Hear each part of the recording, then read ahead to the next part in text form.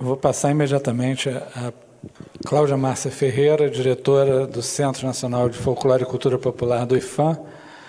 Lembrando que essa mesa está sendo transmitida online e nós vamos ter as 4 apresentações primeiro e depois elas serão seguidas de debate. Nós devemos abrir um debate aqui e esse debate deve ser feito ao microfone, as perguntas devem ser formuladas ao microfone por conta da transmissão. Então, Cláudia Márcia, passo a palavra. Bom dia, obrigada. Desde o primeiro momento que Samuel me falou desse seminário, eu fiquei muito interessada na iniciativa, porque acho que é um momento muito especial que nós temos aqui para refletir essa relação, né? Eu estou falando de um lugar de gestora de políticas públicas, né? E vou trazer para cá, até trouxe um PowerPoint também da política de patrimônio cultural e material, que vai ser mais o meu foco, mas eu temo que a gente não tenha tempo de levantar algumas questões aqui que não estão focadas exatamente na política, né, tal qual ela está estruturada do patrimônio cultural e material no Brasil. Então, eu me permito, e peço desculpas desde já a vocês, porque eu costumo ir e vir muitas vezes, mas me deu muita vontade, sobretudo instigada pela Marta, de tentar aproveitar melhor esse espaço e de um modo mais solto ou mais meu até, né? Então, me desculpem desde já. Mas em tudo que Marta estava colocando e nesse papel de gestora, então, o lugar de que eu falo é o lugar do Centro Nacional de Folclore e Cultura Popular. Trata-se de uma instituição de 54 anos, né? E que traz todo o movimento também iluminado ou posto em cena por uma questão internacional, como é o caso hoje do patrimônio material pela Unesco, né? Que é a Comissão Nacional de Folclore, criada nos anos 40, em 1947. Né? Essa comissão, então, esse trato da matéria, o que se entendia naquele momento, podia ter contido muitas das preocupações postas aqui, né, da construção, por um lado, da nação includente, como falou Marta, e, por outro lado, do Estado punitivo ou restritivo. Então, é a Comissão de Folclore de 47 que vai, em 58, ensejar a campanha de defesa do folclore brasileiro, hoje Centro Nacional de Folclore e Cultura Popular. O centro teve também um momento de Instituto Nacional do Folclore integrado à Fundação Nacional de Artes, nos anos 70. Tudo isso me motiva na medida em que a gente aprendeu um pouco, né? Nós temos sempre muitas dúvidas dos caminhos e a gente olhar os que foram feitos, de algum modo nos ilumina para esses novos caminhos. Então, que eu acho que estava posto, tanto na Comissão Nacional de Folclore, como na campanha nacional, na campanha de defesa do folclore, está posto hoje no que diz respeito a patrimônio cultural e material. Né? Porque quando a gente trabalha ou levanta, né, todos os movimentos nacionais e internacionais que redefiniram ou redimensionaram essa política hoje denominada de patrimônio cultural e material, a gente percebe que está associada a esses movimentos em torno das culturas populares e tradicionais. A Unesco vai lançar só em 1989 um primeiro documento orientador de regras, né, à salvaguarda das culturas tradicionais e populares. O Brasil é o primeiro país a criar lá em 47, a Comissão Nacional de Folclore, e depois a campanha, que era o braço executivo, portanto, o braço do Estado, né, para a atuação nessa área, nesse campo das culturas populares. Participaram desse movimento, e tem um trabalho muito importante do Luiz Rodolfo Vilhena sobre o tema, Projeto Missão, o Movimento Folclórico Brasileiro, muitos e importantes intelectuais, né? Como Edson Carneiro, Cecília Meirelles, Manuel Dieg Júnior, enfim. No plano paralelo, no Brasil, e isso é muito interessante na nossa história, a gente tinha a construção mesmo dos instrumentos e da institucionalização, né, na gestão do patrimônio cultural brasileiro. Isso tem algumas conexões entre pessoas e momentos da nossa história, mas ou seja, o próprio projeto de Mário de Andrade para a criação do Serviço de Patrimônio Histórico e Artístico Nacional, né, que deu naquilo que não foi. É preciso a gente dizer que a gente tem sempre o projeto de Mário de Andrade dentro da história do IPHAN, do Instituto de Patrimônio Histórico e Artístico Nacional, mas é preciso dizer que o projeto do Mário não foi o projeto aplicado, né? O projeto do Mário de Andrade já tratava dessa questão do que hoje a gente chama da diversidade cultural ou das culturas tradicionais e populares incluídas na perspectiva lá do projeto do Mário de patrimônio cultural brasileiro, né? O fato é que o Decreto-Lei 25 de 1937 define muito bem lá o instrumento para o elenco, para a eleição, para o processo de seleção, né, do que é patrimônio cultural no Brasil. Ele se fixa no patrimônio construído, né, no patrimônio, como a gente chama, de pedra e cal. E havia ali uma evidente emergência para isso também, e estava diretamente associada às questões postas aqui pela Marta do desenvolvimento econômico que ameaçava, né, cidades, enfim, como as cidades históricas mineiras.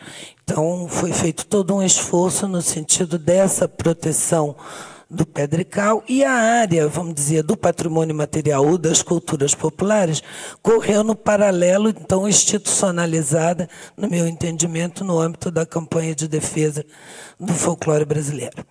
Eu sempre falo hoje, e já falava lá, eu participei do grupo de trabalho que assessorou uma comissão que resultou no Decreto 3551 de 2000. E, naquele momento, e hoje ainda mais fortemente, as preocupações que eu tentei levar eram as preocupações dessa história, então, desse campo, dessa instituição, né, na qual eu estou há 37 anos, então a minha história de vida, né, é formada dentro da história dessa instituição, e isso para dizer como eu convivi com inúmeros projetos, programas e visões de detentores e políticas distintas, né, nessa história institucional, de olhar e de reconhecer ou de apoiar, fomentar, né, vários termos que nós poderíamos aqui definir nessa aproximação, então, de uma política pública com o chamado campo da produção popular. E o que nós vimos, e isso não é preciso muito... não precisamos nos debruçar sobre estudos mais conceituais sobre isso, é que o campo de folclore virou, na verdade, o que hoje o termo significa no uso, né? Quando a gente quer dizer que uma coisa não tem importância ou que não é verdade, a gente diz isso é folclore, né? Então, apesar do envolvimento e de muitos estudos, do envolvimento e de participação de muitos intelectuais na construção desse campo, o que de fato ocorreu foi um distanciamento da essência e dos propósitos que fundamentavam a construção de nação e a construção de identidade que eu acho que estavam postas lá e estão postas agora quando a gente fala de patrimônio cultural de natureza imaterial, né? Eu acho que nós temos muitos avanços nessa perspectiva e temos muitos desafios. Os avanços eu entendo como, primeiro, o Brasil, acho que é um pouco diferente do caso colombiano, né? Ele toma frente nessa iniciativa a própria movimentação internacional da Unesco, né? A Convenção de Patrimônio Material da Unesco é de 2003 e o instrumento, o registro, né, o decreto que cria o instrumento do registro e o Programa Nacional de Patrimônio Material foi gestado 2 anos antes da sua publicação. Então, ele, na verdade, começa a ser gestado em 1998. E por conta dessa história, então, o caso é diferente da Colômbia, eu queria mencionar, porque a questão internacional, como Marta já apontou aqui também, ela é muito séria, né, nessa perspectiva do PCI, né? Hoje, a minha opinião é que a Unesco está muito perdida nesse campo, né, porque os efeitos contrários ou contraditórios à expectativa do favorecimento à diversidade cultural estão sendo muito assolados por questões de ordem econômica e por questões de globalização econômica. Então, eu distingo o caso brasileiro porque eu acho que ele evidentemente está circunscrito a toda essa história, mas ele também tem outros nichos de oportunidade, iniciativa da nação, né, numa perspectiva de construção de nação. O primeiro deles é que o próprio instrumento do decreto, de proposição do registro, seja uma iniciativa de qualquer grupo social. Então, não é só o Estado, nenhum ente de qualquer plano do Estado, né? Ele abre essa possibilidade. Isso, por um lado, é favorecedor. Por outro lado, se a gente pensar na questão da sociedade, nas questões da sociedade brasileira e na organização das suas representações sociais, eu diria que adianta pouco, né? Porque a gente tem muita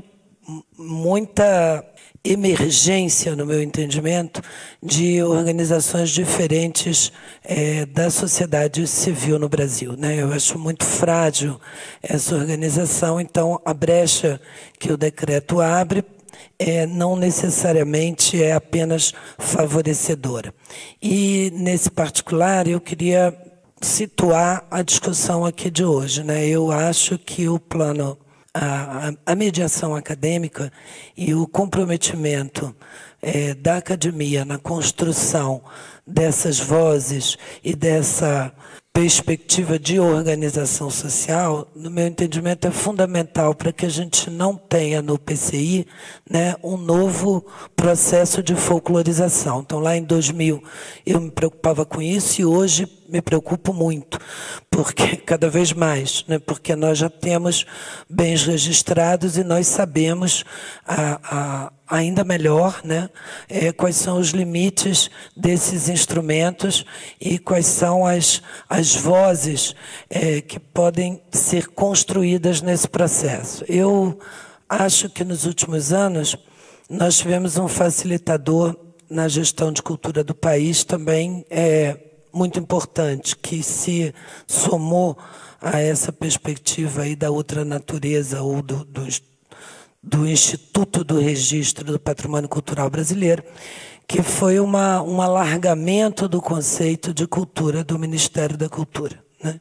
Então, eu me lembro bem, e aí essa minha história, a história da institucional me remete o tempo inteiro a isso, para o tempo do efetivo balcão, né, dos projetos no Ministério da Cultura e para o entendimento da cultura restrito às expressões da arte, né, e do patrimônio histórico. Eu acho que, sobretudo, o projeto Pontos de Cultura do Ministério da Cultura colaborou de modo decisivo para o alargamento dessa questão. Então, se hoje nós temos problemas com a continuidade ou com a efetivação do projeto dos pontos de cultura, por outro lado, nós temos muitas frentes levantadas, nós temos contrapontos estabelecidos. E isso é fundamental na construção de um processo, de um Estado que seja inclusivo, né? E que, portanto, permita essa política de patrimônio cultural ser, de fato, uma política não gerida pelo Estado dissociado de sua nação, né? Que tem as suas diferentes representações ali postas. A experiência do registro, né? Quer dizer, o que o decreto institui é um Programa Nacional do Patrimônio Material e, como eu chamo, o Instituto do Registro, né? Que é aquele que se soma ou se agrega ao Instituto do Tombamento. Agora, nós temos na cultura e na história do patrimônio cultural brasileiro, de 37 para cá, né? Quer dizer, muitos anos de construção de uma ideia de patrimônio e, portanto, do papel do Estado com relação ao patrimônio, do que intervém, né? Do que, inclusive, se sobrepõe ao direito da propriedade privada, porque o problema do Decreto-Lei 25 foi exatamente esse, ao reconhecer como patrimônio cultural brasileiro um determinado edifício, né, ele se sobrepõe ao direito da propriedade privada e aquilo é patrimônio cultural brasileiro antes e portanto, com determinadas regras a serem cumpridas pelo proprietário. O que nós temos, então, no imaginário da sociedade com relação à expectativa de uma política de patrimônio é também muito perigoso, né? Porque de algum modo, uma proteção do Estado, e isso eu digo em vários setores, sobretudo nos agentes, nos atores sociais diretos, né? Com os quais a política de PCI vem trabalhando. Existe, em muitos casos, uma expectativa dessa proteção do Estado, proteção essa montada em instrumentos de determinação e de controle, né, sobre o que é ou o que não é, no caso, patrimônio cultural brasileiro. Eu acho que essa conversa pode se estender muito, né, até a questão de como é que a gente elenca esse patrimônio. O patrimônio é um processo de seleção, né? Nem tudo é patrimônio cultural brasileiro. A gente tem a cultura, no âmbito da cultura, é um processo seletivo. Então, acho que a primeira questão que se coloca é como é que você seleciona o que é esse patrimônio cultural brasileiro. Nesse aspecto, eu acho que o Instituto do Registro é um instituto amplo e mais inovador no sentido... Inovador não é a palavra, é amplo mesmo e democrático, né? Acho que a palavra é democrático, porque o patrimônio construído, sobretudo patrimônio construído reconhecido, né? E aí tem o imaginário das sociedades no mundo mesmo, né? Quer dizer, quem tem patrimônio cultural, em geral, são grandes coleções museológicas europeias, grandes estruturas construídas, né? As igrejas ou as pirâmides, enfim. Ele é materializado no nosso imaginário, embora ele o tempo inteiro tenha sido construído a partir de significativos simbólicos, né? E nessa medida, o instrumento do registro, ao separar enquanto uma caixinha para operar, né, no patrimônio cultural brasileiro, um outro instrumento de registro, ele abre a possibilidade desse valor de patrimônio, ou seja, valor de seleção e permanência, né, ser também um valor para além do patrimônio construído ou das grandes coleções museológicas. E justamente por isso, quer dizer, o mesmo fator que o torna inclusivo, o torna um risco de um desafio, né, de inserção social de fato. Eu acho que não há política de patrimônio cultural e material sem política de inserção social na sociedade brasileira. Isso é impossível, né? E aí começam as dificuldades que nós vimos discutindo muito hoje no plano das políticas de patrimônio cultural e material. A primeira delas é a capacidade de articular ou de se articular com outras políticas na área do social no Brasil, né? Há uma dificuldade enorme e eu atribuo um tanto dessa dificuldade exatamente pelo isolamento, pelo enorme isolamento das políticas de cultura, né? Até muito recentemente. Eu só vi, nesses anos de trabalho, a cultura nas páginas que não fosse o caderno B dos jornais, né, nos primeiros anos aí da gestão do ministro Gil. Naquele momento, a gente começou a ver várias discussões, inclusive em campos muito mais estratégicos, no sentido da perspectiva de relação com outras políticas e desenvolvimento econômico, como a questão da televisão, da produção de mídias tecnológicas, enfim. O Ministério entrou, no meu entendimento, para valer, né, numa discussão que dá à cultura um papel estratégico, a cultura como um todo, um papel estratégico no desenvolvimento, né, entendido como a maioria, ou como acho que todos nós entendemos aqui, um desenvolvimento não numa perspectiva econômica meramente, mas um desenvolvimento de fato. Então, e esse lugar da cultura, se não alargado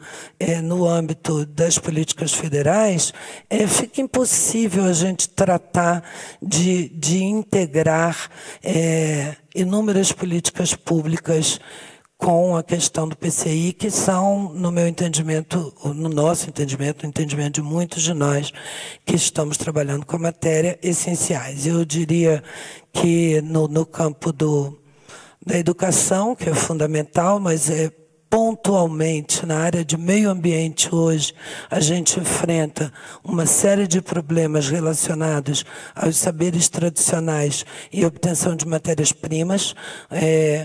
Então, a gente tem que pensar e articular seriamente essa questão, porque nós temos casos como a viola de coxo, o modo de fazer viola de coxo, registrado como patrimônio cultural no Brasil, e o acesso à matéria-prima dos artesãos fazedores de viola, hoje é entendido do mesmo modo que as grandes madeireiras que entram para desmatar uma enorme região. Quer dizer, não há modo da gente assegurar a permanência, né, ou a prática do cururu e do siriri sem o modo de fazer a viola de coxo. E não há como assegurar a permanência do modo de fazer viola de coxo sem acesso à matéria-prima. E para isso é absolutamente urgente a integração dessas políticas, né?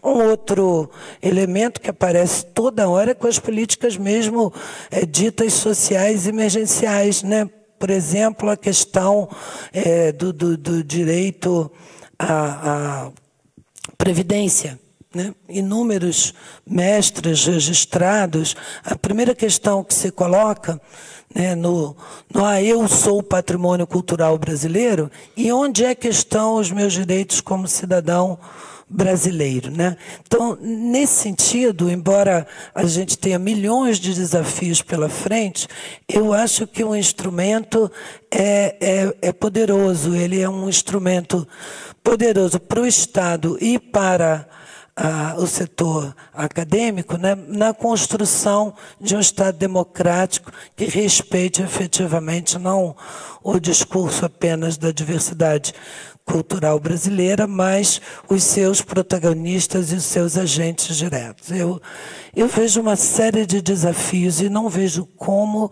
o Estado pode enfrentar esses desafios sem uma relação estreita com a área acadêmica. A experiência que nós temos no centro, então, o Centro Nacional de Folclore e Cultura Popular hoje é parte do Instituto do Patrimônio Histórico e Artístico Nacional, vinculado ao Departamento de Patrimônio Material, mas com uma certa autonomia, né, e ele é uma unidade descentralizada dessa estrutura do Departamento de Patrimônio Material. E nós não trabalhamos apenas com ou na especificidade dos mapeamentos, dos inventários, dos registros e dos planos de salvaguarda. E aí eu estou me referindo aqui a 4 momentos ou passos diferentes que se colocaram possíveis a partir das políticas de PCI no Brasil. Então, o Centro mantém nessa história, né, uma larga experiência de diálogo com o setor acadêmico. E eu acho que não fosse isso, inclusive sua mais recente inovação e inserção diz respeito exatamente à reaproximação com o setor acadêmico. Eu não vejo como isso não ser tratado. E também não vejo como o Estado não absorver essas duras críticas, né, que Samuel fez menção aqui, que a gente sabe que elas são cada vez mais consistentes, e isso é ótimo, né? De modo a que a gente possa rever caminhos e estruturas. Eu acho que nesse momento, sinceramente, o meu entendimento da política de patrimônio cultural e material, ele é muito mais benéfico, com uma série de desafios, do que maléfico. Agora, ele corre realmente, nós corremos o risco, né, de cristalizar e de folclorizar todos esses processos, se não tivermos a capacidade de estabelecer mediações, sejam elas pelo plano acadêmico, sejam elas pelos gestores públicos, comprometidas com os núcleos dos atores sociais que representamos, com os quais atuamos, né? Isso é sempre uma preocupação permanente, né? Até que ponto um programa tal do centro está colocando em questão, por exemplo, a perspectiva que Marta também mencionou aqui, de comercialização, de mercado, e como é que esses agentes estão ou não preparados, e qual o lugar do Estado nesse processo, de modo que eles venham estabelecer relações mais iguais com esse conjunto de atores. E aí nós temos a mídia, nós temos um universo enorme de produtores culturais, um universo que está circulando, né, e que está se apropriando e se relacionando nesse processo de patrimonialização que vivemos. Então, como é que a gente pode atuar nesse contexto, se não for de maneira muito umbilical, eu diria, com a construção acadêmica? E é possível a gente reverter nas mediações do Estado, né, e interferir, intercruzar essas relações. Porque, imagina, se nós acreditarmos que a academia não tem condições de transformar as políticas de Estado, né, às quais ela, de algum modo, está sempre comprometida, que dirá das diferentes representações sociais interferirem nesse processo. Então, eu quero muito aproveitar esse nosso encontro, né, e tentar estabelecer algumas discussões mais pontuais e aprofundadas que possam nos ajudar nesses caminhos que os desafios diários vão nos colocando, né? Eu estou à disposição também para a gente falar sobre algumas questões mais específicas de planos e de processos. O tempo é grande, mas acaba que é curto, né? E eu fico por aqui deixando para o debate